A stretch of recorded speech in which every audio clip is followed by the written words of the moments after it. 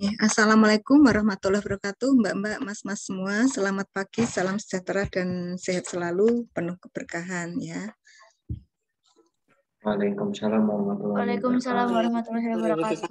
Selamat pagi, Bu. Selamat pagi. Gimana kabarnya teman-teman? Sehat semua? Alhamdulillah sehat, Bu. Alhamdulillahirrahmanirrahim. Alhamdulillah, wa syukurillah pada pagi ini kita masih dikarunia kesehatan untuk bertemu lagi di kegiatan perkuliahan statistika, khususnya terkait dengan sampling ya, di Prodi Statistik S1 FMIPA UNY. Mas-mas, mbak-mbak yang saya hormati, untuk memulai perkuliahan pada pagi ini agar dicatat Allah sebagai ibadah, marilah kita mulai dulu dengan menundukkan kepala sejenak, memohon kepada Allah Subhanahu wa Ta'ala agar kita dikaruniai kemudahan dan apa yang kita lakukan dicatat Allah sebagai ibadah, memperoleh ilmu yang manfaat dunia akhirat ya. Berdoa dipersilahkan.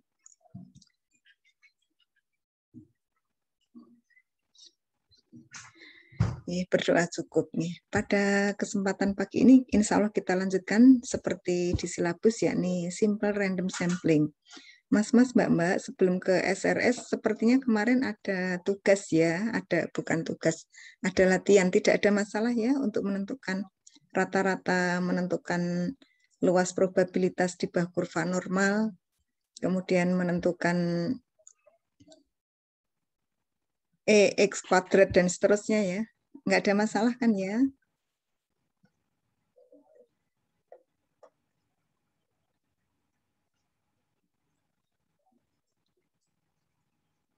Oke, semoga tidak ada masalah karena tidak ada suara ya. Nah, kalau ada masalah, monggo tidak usah sungkan-sungkan, bisa share di grup, insya Allah kita diskusikan ya di grup WhatsApp. Pada pagi ini saya izin share screen, saya akan presentasikan ya, nanti kita sebagai bahan diskusi terkait dengan simple random sampling, pertemuan 4.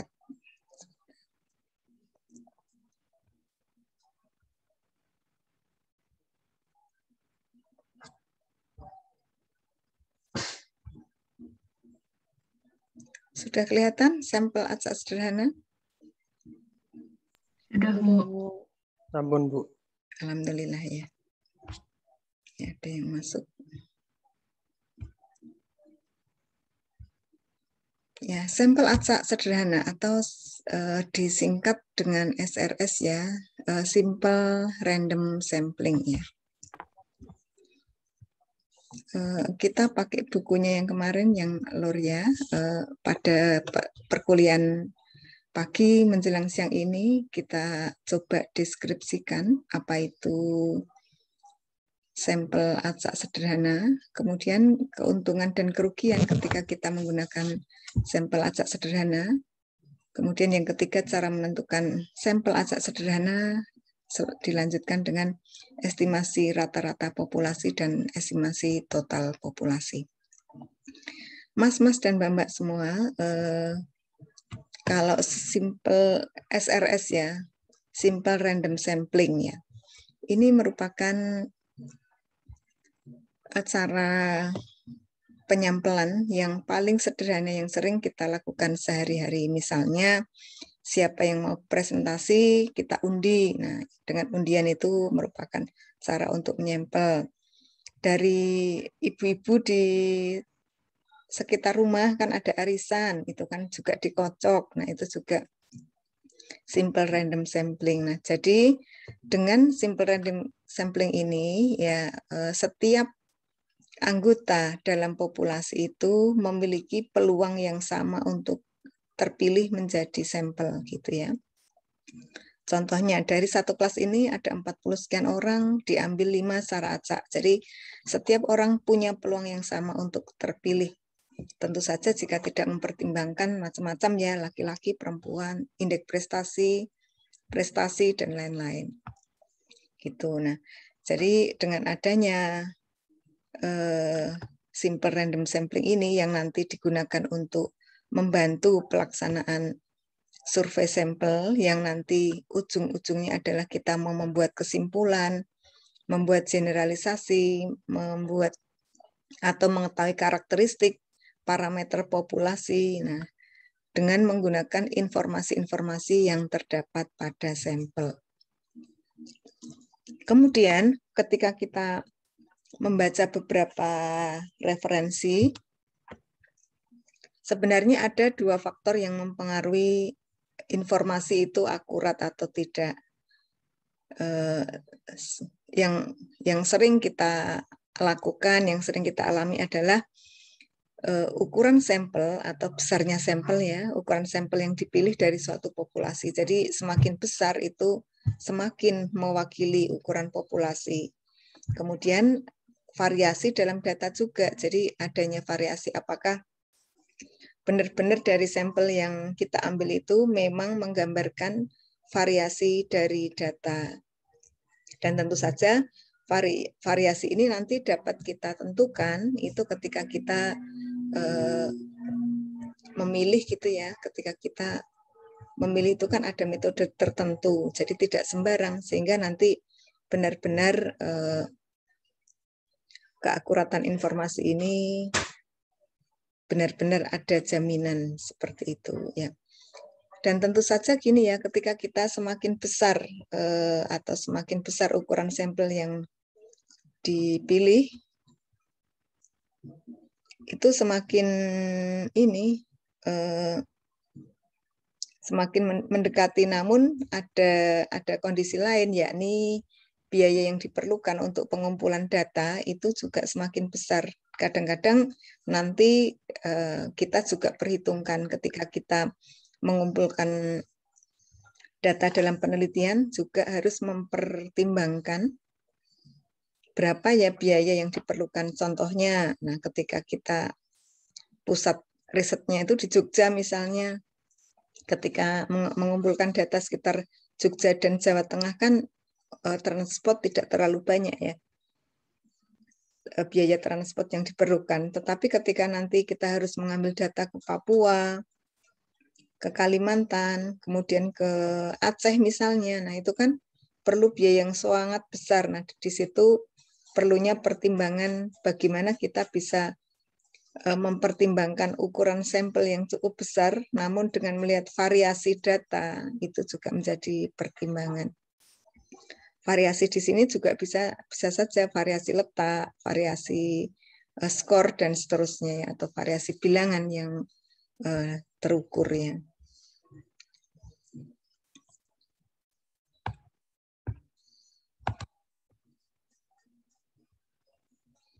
Kemudian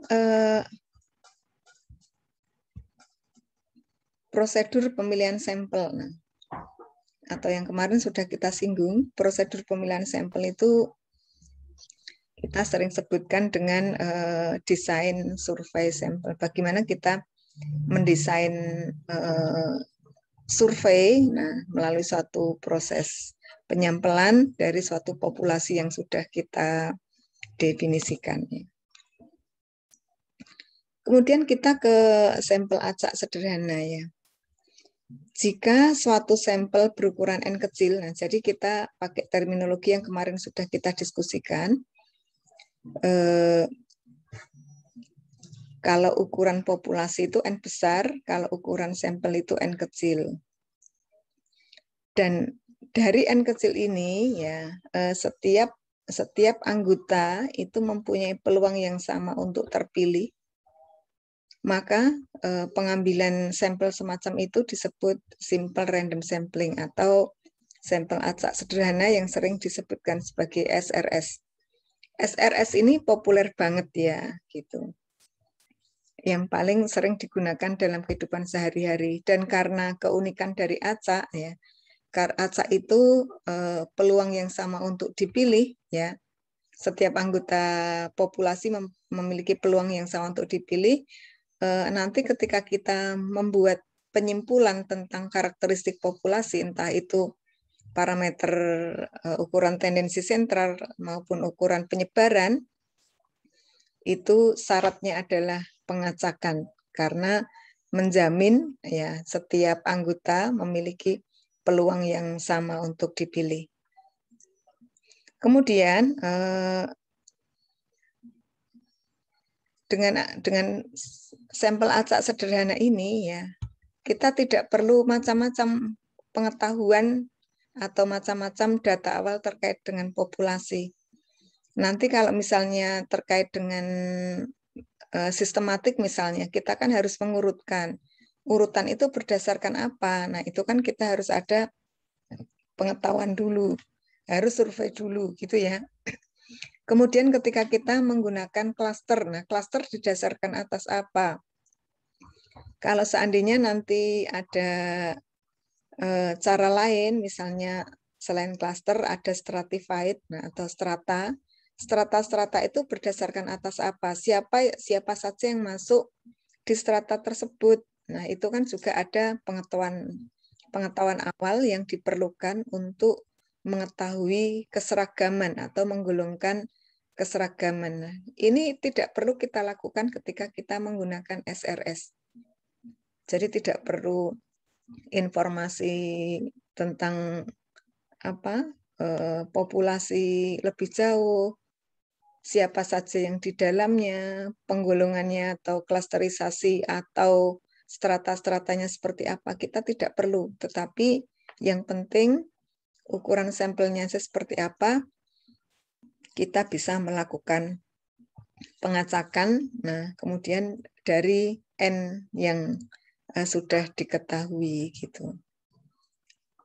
Jadi di sini dengan belum adanya pengetahuan, nah itu kan sistem penentuan ukuran sampelnya itu dianggap lebih efisien karena tidak perlu informasi macam-macam gitu ya. Kemudian kondisi yang perlu dipenuhi ketika kita menggunakan sampel acak sederhana ya atau menggunakan SRS. Yang pertama, nah variabel yang diteliti itu relatif homogen. Nah, jadi variabel yang mau diteliti itu apa dulu? Ya, kemudian dari apa dulu itu intinya kalau kemarin Mbak siapa ya yang kemarin suka masak ya, nah kan diaduk dulu. Nah, diaduk dulu kan menjamin kalau merasakan masakan di bagian atas sama di bagian bawah kan sama. Nah, semacam itu. Kemudian unit-unit itu, nah atau anggota-anggota sampel itu menyebar merata ya. Jadi kalau tidak ada yang berat sebelah. Jadi kalau kita ngambil di sebelah sana, ngambil di sebelah sini relatif sama karena menyebar merata. Nah, itu kondisi ketika kita bisa melakukan SRS dengan optimal gitu ya. Kemudian kerangka sampling yang lengkap. Jadi kemarin kerangkanya itu apa? Anggota-anggotanya kita list dulu. Nah, list-list dari anggota populasi itu modal ketika kita membuat kerangka penyampelan. Nah, ngundinya gimana dan seterusnya nanti berdasarkan itu. Kemudian dengan SRS, nah itu tuh salah satunya tuh yang perlu dipenuhi adalah populasi itu tidak terlalu terpencar-pencar ke dalam areal yang luas. Jadi terbatas gitu ya, wilayahnya terbatas dan ada definisinya gitu. Kalau tadi contohnya Jawa, Sumatera itu kan pencaran-pencarannya jauh. Nah, kalau semacam itu ada semacam clue ya kalau tidak menyebar merata ya gitu. Nah, dan ini bisa juga kalau melihat geografi seperti itu pasti karakteristik wilayah di masing-masing pulau kan berbeda juga ya seperti itu. Kemudian ada keuntungan ketika kita menggunakan sampel acak sederhana ini. Ya memang prosesnya itu sederhana, kemudian rumus-rumus statistika yang digunakan relatif mudah. Kita tidak membutuhkan juga informasi tambahan untuk kerangka sampel, misalnya wilayah geografis gitu ya.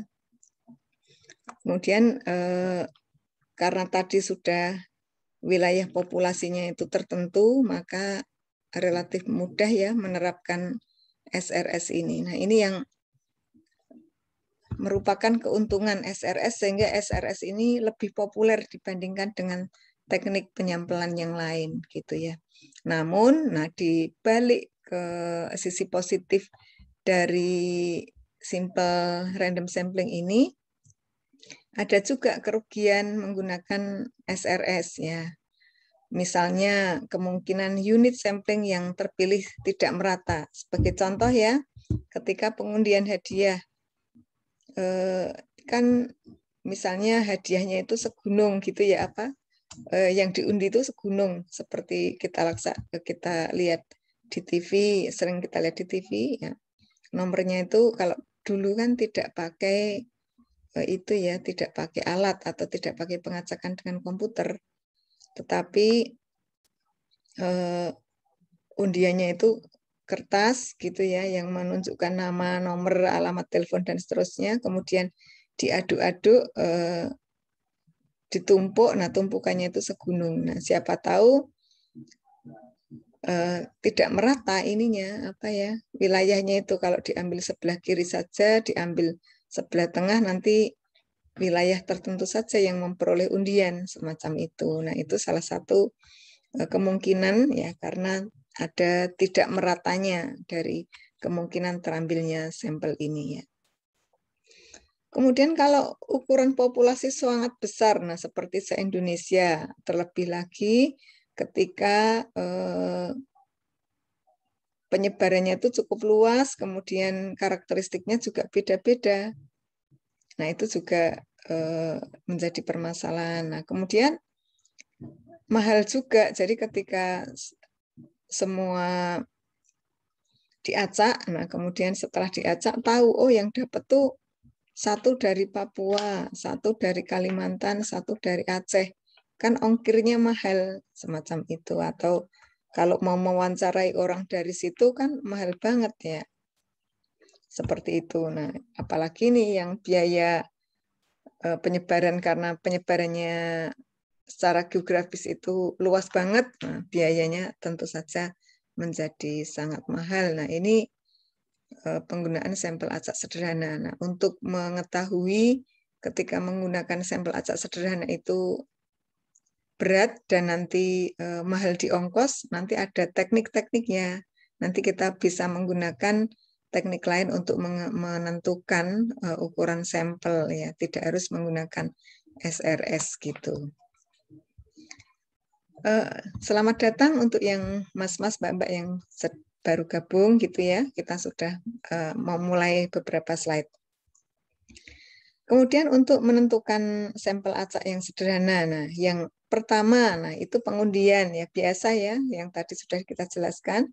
Kemudian yang kedua menggunakan tabel bilangan acak, yang ketiga menggunakan fungsi run between. Nah, insya Allah nanti kalau pengundian kita sudah sering praktek ya, jadi sebenarnya ada cara lain, yakni ya menggunakan komputer tetapi tidak menggunakan run between. Juga ada bisa menggunakan itu ya, berapa digit itu nanti pakai yang bilangan yang diputar itu namanya apa ya Mas ya?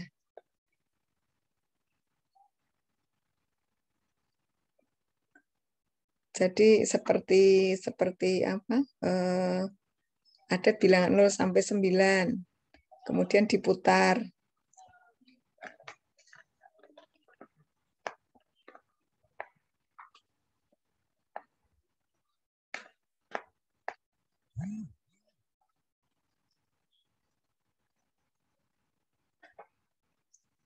Yang seperti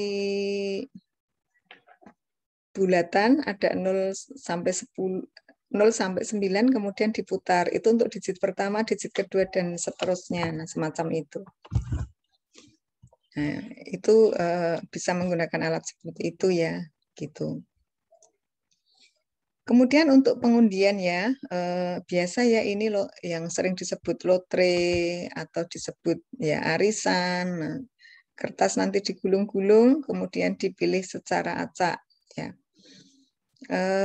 Kalau bis besar itu bisa menggunakan komputer. Nah, hanya kalau untuk komputer, untuk pengacakan dengan komputer ini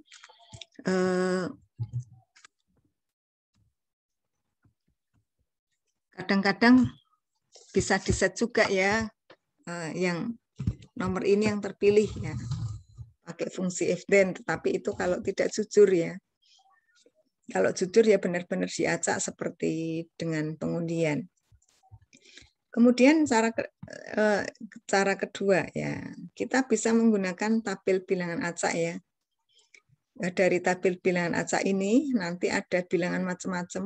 Kemudian kita bisa menggunakan 3 digit terakhir atau 3 digit awal. Itu terserah kita. Biasanya tabel bilangan acak ini ditentukan, bisa dilihat di buku-buku statistik. Sebagai contoh ini ya, gitu. Misalnya nih ya, kita menentukan mau mengambil 3 digit ya. Nah, kita ambil ini 104, 223, 241, 421 dan seterusnya sampai dapat misalnya kita mau ambil 20 orang. Kemudian ketika kita mau menggunakan yang 2 digit, misal 2 digit yang paling belakang, boleh juga kita ambil acak yang kolom kedua. Misalnya ya, berarti 11, 73, 60, 93, 75, dan seterusnya sampai sebanyak N.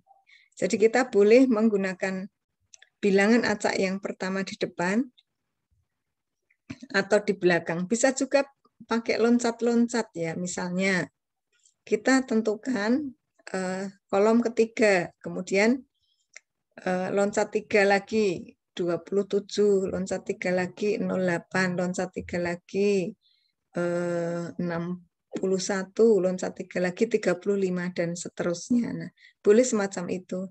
Intinya nggak mengacak ya gitu.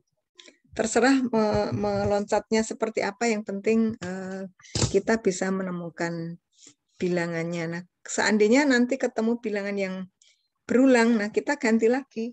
Kita ganti yang loncatan selanjutnya. Misalnya 04, dapatnya nanti 3 lagi, 04 lagi. Nah, kita tidak pakai yang kedua, kita gunakan selanjutnya gitu. Itu kalau menggunakan bilangan acak ya. Kok nge-lag ya?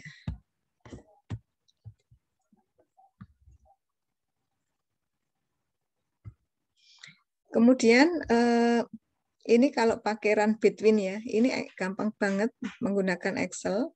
Jadi dengan menggunakan run between, kalau Excel nanti juga bisa menggunakan R ya, mengacak dengan menggunakan R juga bisa. Kita ngambil misalnya 10 dari 10. Nah, kita generate di sini run between 0 sampai 1000, kemudian muncul bilangan-bilangan ini. Bilangan-bilangan inilah yang nanti kita gunakan sebagai sampel. Nah, gitu kalau menggunakan SRS ya, gitu. Sampai di sini dengan cara pertama mengundi, cara kedua dengan menggunakan tabel bilangan acak, yang ketiga dengan menggunakan fungsi, bisa pakai Excel, bisa pakai R, atau bisa pakai ada software untuk mengacak juga ya, yang sering kita gunakan kalau untuk door prize itu ya, door prize beberapa event. Sampai di sini ada yang perlu ditanyakan, Mas-mas dan Mbak-mbak? Bu, saya izin bertanya. Oke, silahkan Mbak Nabila ya. Iya, Bu. Silahkan Mbak. Saya mau bertanya terkait pengundian yang pemilihan secara random tadi, itu ada ketentuannya nggak? Misalnya diambil minimal berapa banyak sampel gitu? Oke, untuk berapa banyak sampel nanti ya setelah ini kita diskusikan. Kita diskusikan tentang cara pengacakannya dulu. Kalau untuk N, maksudnya Mbak Nabila menentukan N kecilnya berapa gitu kan? Iya, Bu. Belum, sabar ya. Oh iya, terima kasih, Bu. Ya, matur nuwun Mbak Nabila. Nah, Mbak Nabila sudah tidak sabar untuk ke materi selanjutnya. Ya, alhamdulillah. Tanda senang dengan statistik. Alhamdulillah ya. Gitu teman-teman. Ada yang lain lagi tentang pengacakan? Cara lebih ke caranya ya, belum N kecilnya ya.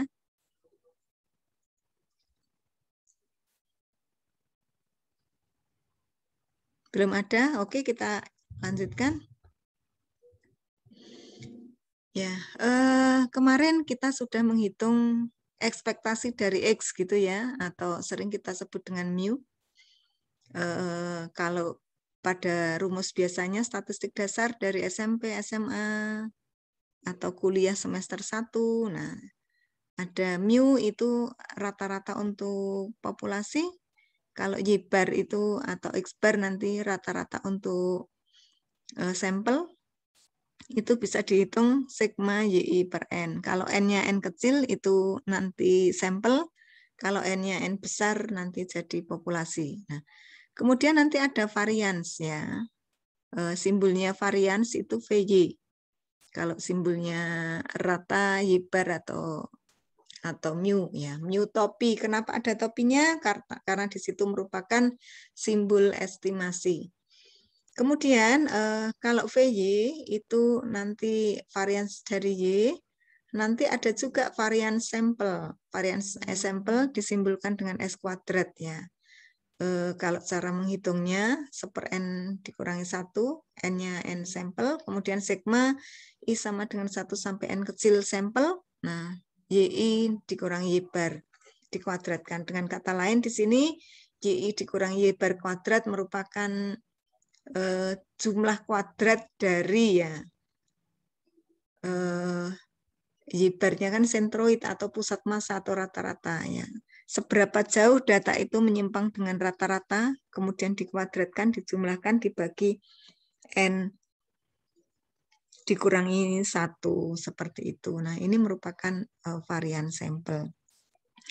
Kita nanti dalam 1 semester akan sangat akrab berkenalan dengan B ya. B itu batas kesalahan yang diestimasi dalam suatu sampel ya. Jadi kita bisa mengestimasi kesalahan itu berapa, nanti simbolnya B ya. B, nah besarnya itu sama dengan 2 akar VY ya. VY-nya kita ambil di atas di persamaan untuk mengestimasi varians. Atau VY itu merupakan varians dari Y bar. Jadi B sama dengan akar 2 VY atau akar 1 dikurangi N dibagi N dikalikan S kuadrat per N. Monggo dilihat sekilas dulu, dimasukkan ke memori. Ya, kita akan berkenalan dengan mu, VY, S kuadrat sama B dalam 1 semester ini. Jadi tidak boleh benci dengan simbol-simbol ini ya. Gitu. Oke, nah sudah dimasukkan ke memori ya. Nah, kemudian ini ya. Ini contoh dulu ya, contoh dulu ya. Nanti untuk menentukan N kecilnya berapa, insya Allah di belakang ada ya. Ada sampel acak sederhana, kemudian sebanyak 9 orang. 9 orang ini merupakan data yang diambil dari rumah sakit untuk memperkirakan kira-kira jumlah rata-rata uang dari populasi sebanyak 484 rekening ya. Jadi ada kalau misalnya ke rumah sakit ya, kalau sekarang itu kan pakai BPJS atau pakai Askes ya. Zaman dulu itu sebelum asuransi kesehatan itu seperti sekarang, nah dulu kalau mau ke rumah sakit itu dimintai dimintai nomor rekening banknya. Ya, gunanya untuk apa? Untuk menjamin bahwa nanti kalau keluar dari rumah sakit itu bisa bayar. Nah, dulu semacam itu ya. Termasuk sekarang masih, tetapi tidak untuk ke rumah sakit, tapi kalau keluar negeri. Kalau kita mau keluar negeri, misalnya mbak-mbak mas-mas itu ikut sandwich atau ikut double degree dengan negara lain, nanti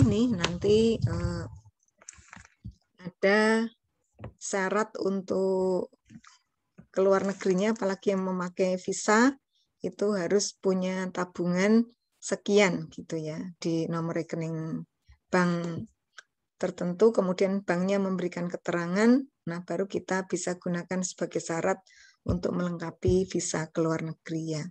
Gitu. Semoga masa pandemi berlalu ya. Insya Allah ada tawaran dari beberapa negara agar mahasiswa kita bisa join degree atau double degree di universitas luar negeri tersebut ya. Kemudian balik lagi ke laptop ya. Kemudian kita tahu ya dari 9 sampel ini kita diminta mengestimasi rata-rata populasi, varians, nah kemudian batas kesalahan dari populasi tersebut. Nah ini contohnya hanya dengan menggunakan sampel kita bisa menentukan karakteristik sebanyak 484 rekening. Contoh ini diambil dari buku ya, gitu. Contoh 1 ya. N9, kemudian N besar 484. Kita bisa menentukan YIBAR ya. YIBAR itu rata uang yang dimiliki dalam tabungan gitu ya, 9 orang. Nah, jadi rata-rata uang yang dimiliki dari ke-9 buku rekening itu sebanyak 40,89 juta misalnya ya. Nah, kalau di sini dolar kayaknya nih. Ini dolar USD. Kemudian selanjutnya kita menghitung varians ya. YIBAR-nya kan 40,89. Nah, kemudian kita menentukan YI Y1 dikurangi 40,89, Y2 dikurangi 40,89 dan seterusnya sampai data terakhir 39 dikurangi 40,89 dikuadratkan dibagi 8. Kemudian di sini kita peroleh 35,64. Kemudian kita gunakan rumus B ya. B sama dengan akar 2 VY. Nah, VY-nya itu kan kita bisa hitung ya, 1 dikurangi 9/484 dikalikan 35,67 dibagi 9, nah hasilnya 3,94. Jadi di sini rata-ratanya 40,9 dan batas kesalahan estimasinya 3,94. Ini contoh kita menghitung batas kesalahan estimasi ketika YIBAR sama S kuadratnya bisa dihitung. Ada kesulitan ketika kita menentukan batas estimasi kesalahan ini.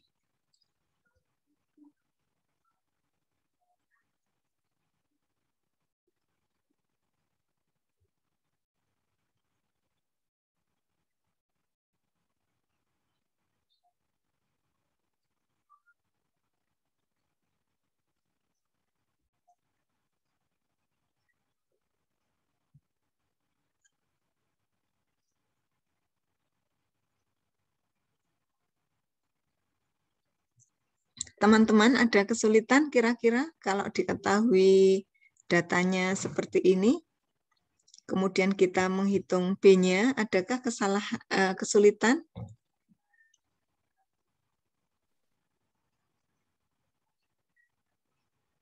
Dereng, Bu. Ya, alhamdulillah ya.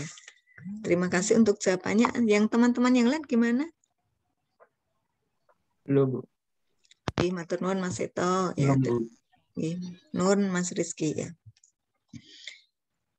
Kita lanjut ya, itu untuk contoh 2. Nah, di sini contoh kedua itu ya ada 1.000 anak yang akan berpartisipasi. Kemudian ini merupakan preliminary studi ya. Setiap 6 bulan gitu ya, diperiksa ya. Kemudian dari sini, nah setelah 3 bulan penelitian, dokter itu mengambil 10 anak, kemudian untuk menentukan kemajuan mereka menggunakan pasta gigi. Jadi ada pasta gigi baru yang mau dinilai keefektifannya. Apakah ketika memakai odol atau pasta gigi ini selama 6 bulan, apakah ada gigi yang berlubang lagi atau enggak gitu ya. Nah, ini sampel 1, gigi berlubang dalam 3 bulan, tidak ada, dan seterusnya. Untuk orang nomor 10 ada gigi berlubangnya 1, nah dan seterusnya. Kemudian di sini kita bisa menghitung rata-rata, jadi rata-rata gigi yang berlubang dalam 3 bulan terakhir itu 2. Kemudian S kuadratnya 2,22, kemudian dari sini kita juga bisa menghitung kesalahan batas estimasi karena kita sudah tahu S kuadratnya, kemudian kita juga tahu tadi ada 1000 orang ya, N besarnya, kemudian di sini N kecilnya hanya 10 orang. Jadi ketika kita tahu ukuran sampel, kita tahu ukuran populasi, kita tahu S kuadrat, kita bisa menentukan perkiraan ya batas kesalahan estimasi untuk mengestimasi gigi yang berlubang. Cukup jelas nggih? Tidak ada masalah nggih? Oke, Bu. Nggih, alhamdulillah nuwun ya. Kemudian kita mengestimasi total. Contoh total tuh gini. Kalau mas-mas dan mbak-mbak ada data, misalnya ya, mulai dari, minta tolong teman-teman di rename namanya sesuai dengan presensi. Misalnya Harsita Anindya, Mas Abdurrahim, Mas Aditya Arif, dan seterusnya ya. Nanti dari teman-teman ini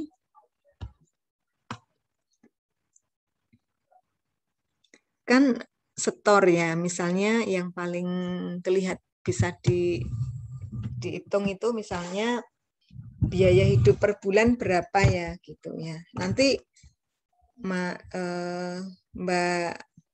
Nabila misalnya ya, biaya hidup per bulan berapa Mbak selama pandemi ini Mbak?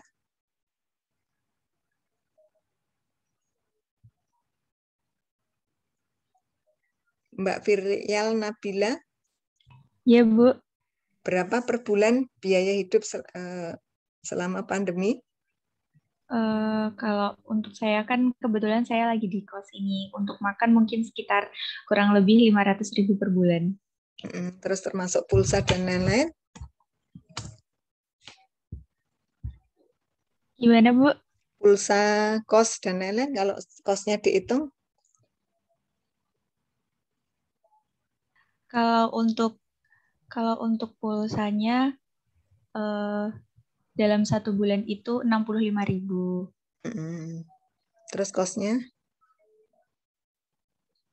Kosnya 1 bulan 500.000, Bu. Itu apa termasuk listrik belum?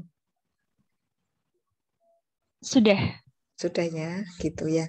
Jadi kira-kira 1.100.000 ya Mbak ya? Iya, Bu. Ya, Mbak Virial 1.100.000. Mbak Chandra Putri berapa? Kurang tahu ya, Bu. Nggak ngitung soalnya. Tinggal di rumah? Iya, Bu, di rumah. Oh ya, kalau dikasih berapa sebulan selama pandemi? Kalau saya enggak bulanan ya, Bu. Jadi kalau perlu aja dikasih gitu? Iya, kayak gitu. Oh gitu ya. Jadi susah yang ngitungnya, siapa tahu malah lebih besar dari Mbak Virial biaya hidupnya. Ya. Ya seperti itulah. Jadi misalnya Mbak Virial 1.100.000, Mbak Chandra habisnya 1 juta, Mbak Furi. Nah Mbak Furi berapa? Kalau Mbak Furi bisa ngitung nggak? Saya bisa, Bu, kalau lagi di kos kayak gitu. Tapi kalau di rumah nggak ngitung, Bu. Kalau di kos berapa Mbak Furi? Saya kalau di kos biasanya itu kan ke Jogja minimal 2 mingguan kan Bu, semisal 2 minggu di Jogja kayak gitu, itu sama orang tua dikasih uang saku 500.000 itu udah semuanya Bu, udah pulsa udah kayak gitu. Oh Terus ya, kalau kos bayarnya 1 semester Bu. oh ya, 1 semester berapa dibagi 6 bisa? Kalau hitungan 1 bulannya kosnya dapat 450 Bu. Oke, 450. Kemudian satu 2 minggunya 500 tadi ya. Iya Bu, 500 itu udah semuanya, tapi biasanya juga sisa sih Bu kalau pulang kayak itu. Kira-kira 400 2 minggu ya. Iya, 400 1 bulan 800 ditambah kosnya 400. iya Bu, Sekitar 1,2 ya kira-kira ya. Nah, iya itu Bu. Mbak Furi, apa biaya hidupnya Mbak Furi. Kalau Mas Abdurrahim gimana kalau cowok nih?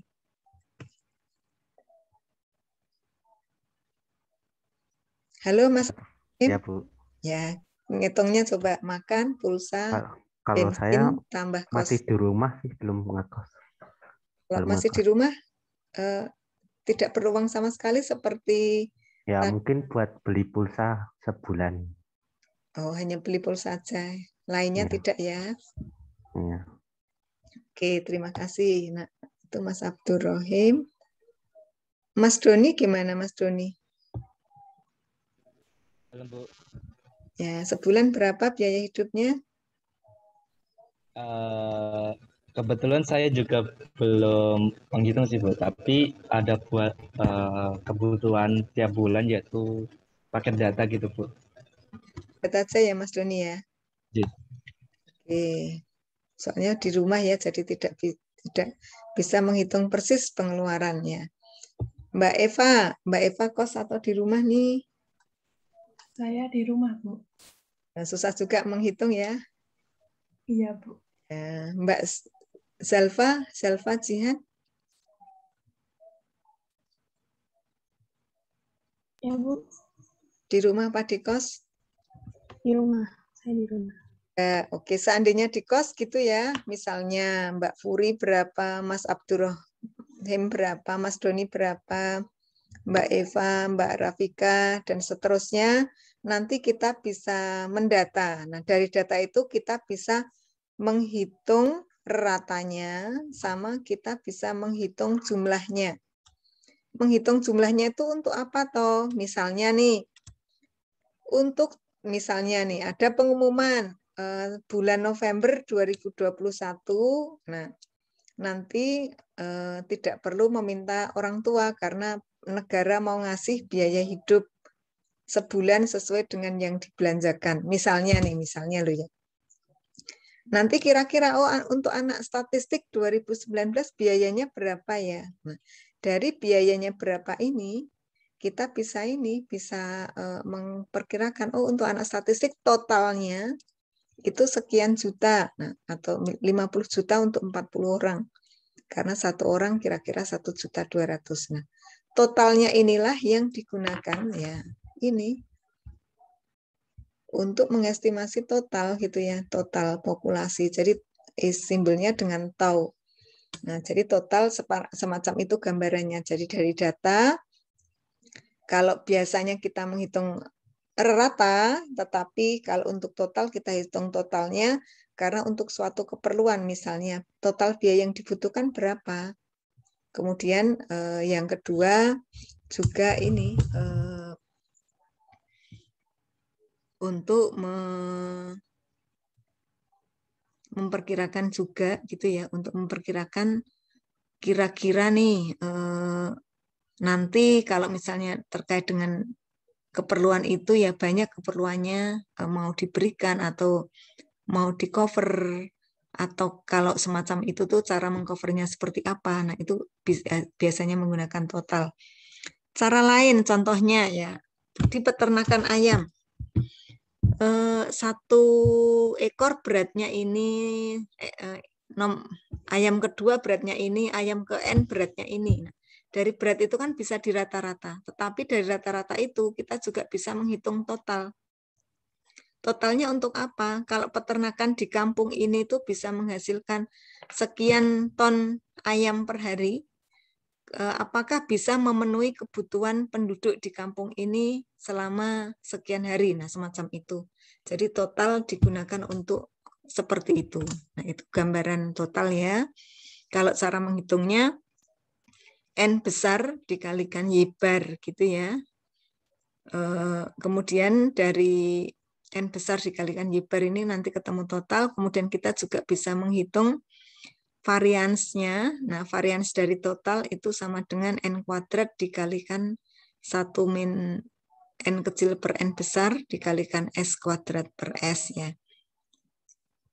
Di mana nah S kuadrat ini kita estimasi dari ini yang tadi data-data yang ada dari sampel yang sudah di list ya. Kemudian kita juga bisa menghitung batas kesalahan estimasi gitu ya.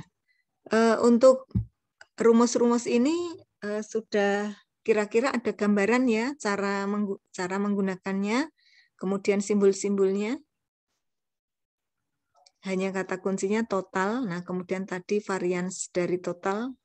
Jadi yang baru total, varians dari total. Nah, kemudian B-nya mirip ya, 2 akar varians total. Nah, varians totalnya kita ambil dari atasnya.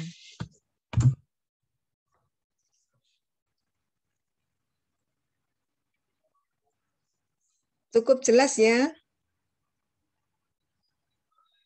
Jelas, Bu. Oke. Alhamdulillah. Teman-teman yang lain? Jelas, Bu. Alhamdulillah ya.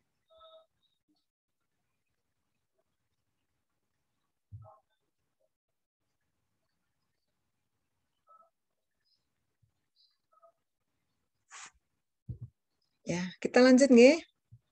Ini ada contohnya ya. Sebuah petugas industri ya prihatin tentang waktu yang setiap minggu dihabiskan untuk tugas-tugas sepele ya. Jadi tugas sepele itu ya mungkin ke belakang gitu ya dianggap sepele ya. Kemudian kalau ilmuwan itu kan biasanya digajinya itu dalam jamnya ya gitu. Misalkan ada 50 karyawan. Kemudian rata-rata waktu yang dikerjakan untuk mengerjakan tugas-tugas ya itu 10,31 jam per minggu dengan variansi S kuadrat sekian. Kemudian kalau perusahaan itu mempekerjakan ilmuwan 750 orang. Kita diminta memperkirakan jumlah total jam kerja yang hilang setiap minggu untuk mengerjakan tugas-tugas sepele dan batas-batas kesalahan estimasinya. Kadang tugas sepele itu bisa saja misalnya ya mengelem surat gitu ya dan seterusnya. Jadi ya kadang-kadang meskipun seperti ini, nah tadi pagi-pagi juga membuat paket gitu ya, mengerjakan kegiatan administrasi untuk UNY, semacam itu kan pekerjaan sepele yang kadang-kadang kita juga tidak bisa menutup mata bahwa kita juga bisa melakukannya. Kita melakukannya ya, ngelem surat, ngantar barang ke kantor pos dan seterusnya. Ya di masa pandemi kita kadang-kadang tidak bisa minta tolong ya atau nitip ya gitu. Kemudian di sini diketahui banyaknya ahli, expert atau peneliti di ilmuwan di kantor tersebut 750 orang, sampelnya 50, kemudian kita tahu ratanya 10,31. Kemudian S kuadratnya 2,25. Nah, kemudian kita bisa menghitung tau Y ya. Tau Y sama dengan N dikalikan Y bar. Y barnya ada, tau-nya ada. Nah, kemudian kita bisa menentukan batas kesalahan estimasi. B-nya sama dengan 2 akar N kuadrat, tinggal dimasukkan rumusnya, 1 dikurangi N kecil per N besar dikalikan S kuadrat per N. S kuadratnya berapa? Sudah given, diberikan pada data. Kalau misalnya dari data tidak ada, kita bisa menghitung sendiri. Nah, dari sini ternyata diperoleh ya total jam kerja yang hilang untuk setiap minggu mengerjakan tugas sepele itu sebanyak 7.000 sekian jam, 7.700 jam. Nah, banyak juga ya jadinya ya. Dengan batas kesalahan 307,4 jam. Seperti itu ya. Kemudian ini contoh lain. Nah, ini ada 100 meteran air dalam suatu kampung bisa gitu ya. Kemudian diperkirakan konsumsi air harian. Kalau dalam satu hari ya 12,5 galon, kemudian standar deviasinya 12,52. Di kampung itu ada 10.000 rumah tangga ya. Kita diminta memperkirakan total galon air yang dikonsumsi harian itu berapa.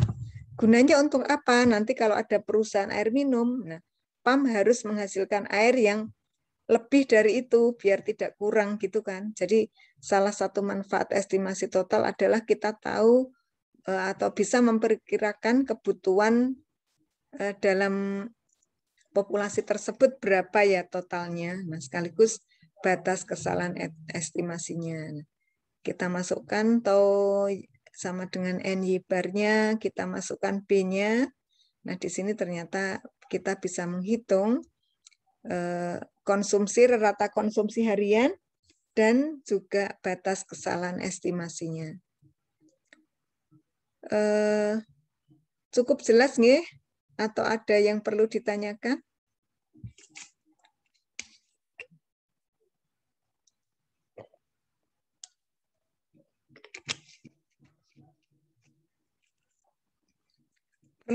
Ada yang perlu ditanyakan?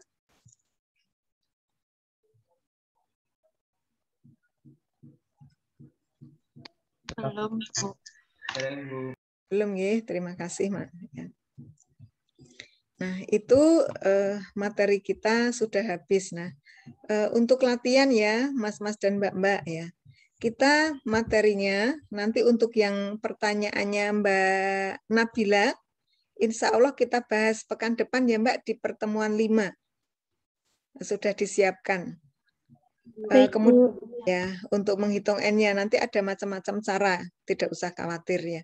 Kemudian untuk latihan ya latihan monggo silahkan Mas-mas dan Mbak-mbak mengerjakan. Nah, insya Allah teknisnya saya jelaskan ya. Saya stop share dulu.